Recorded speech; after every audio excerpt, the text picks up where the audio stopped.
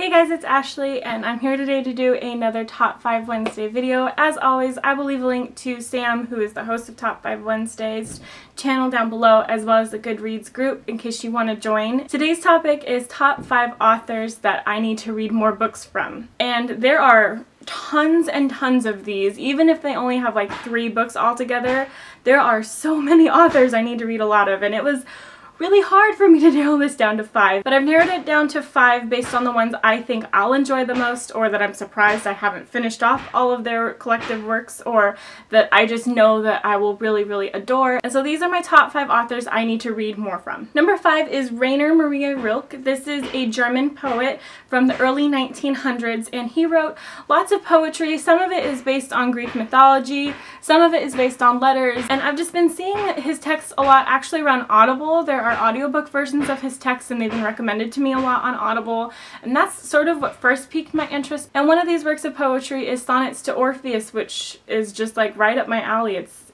basically a bunch of poems he wrote that are to this mythological character named Orpheus, and if that's not Ashley, I don't know what is. So I need to hurry up and read all these poems because I freaking love poetry, especially older poetry. I like it much more than modern poetry, so this seems like something I'll really enjoy. So I'm really hoping to sometime soon buy maybe like 3 collections of his works and read them as soon as possible, hopefully this year in 2017, so that I can say that I finally read them because I know I'll enjoy them so much. Next on my list is Anne Carson. I have here Ers the Bittersweet, which is a literary criticism book on classical literature and love in classical literature, but she also writes a lot of poetry as well as some like feminist texts and nonfiction essays and stuff like that. So she's got a lot of different stuff going on, and I just think that that's really intellectual and really amazing of her. And it sounds like all the themes that she explores are right up my alley, like mythology and classical literature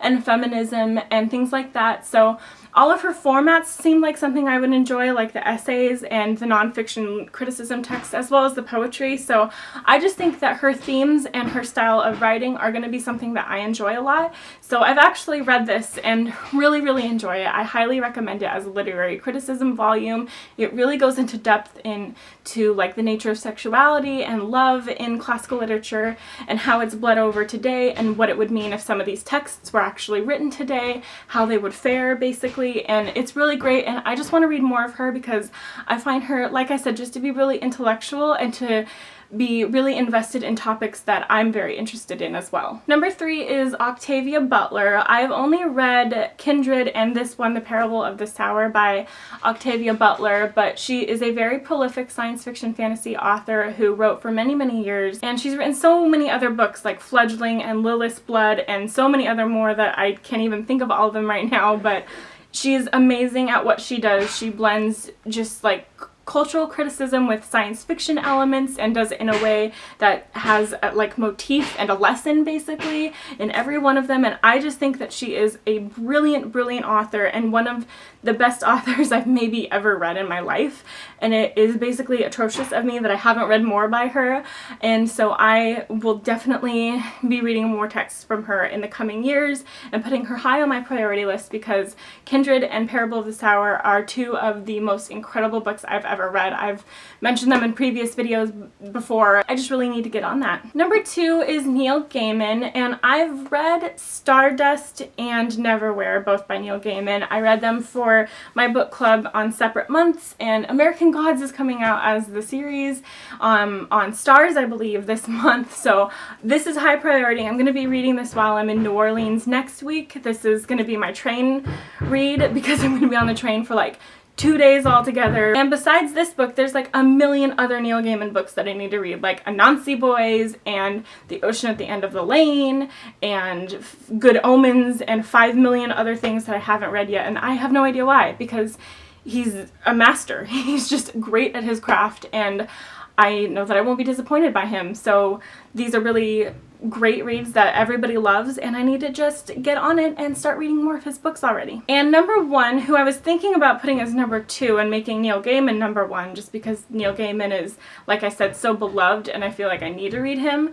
But for me personally, this author is number 1 because he wrote one of my top 5 favorite books of all time, and I've only ever read like 3 of his books, and he's written about 12 altogether. And that's Ian McEwan, who wrote Atonement, which is, again, top like 5 favorite books I've ever read in my life. And he's written so many, and I've only ever read this one, Amsterdam, which is a super short book, and Nutshell, which just came out last fall. And those are the only 3 I've read by him, which is, like I said, really surprising considering how much I love the way he writes and the way he tells stories. I think that it is just destined to be classic the way that he writes. So he's really high on my list as well for that reason. And I've liked everything, you know, that he's written that I've read so far, like I said, and I own like 7, maybe 8 of his books. I just haven't got around to reading them, but I know that I'll love them. I know that they'll be really great pieces of modern literature. I just need to get around to it, and none of them are really that big. I think that Nutshell was his longest book, and I've already read that, so everything else should be a piece of cake from here on out. So really high priority.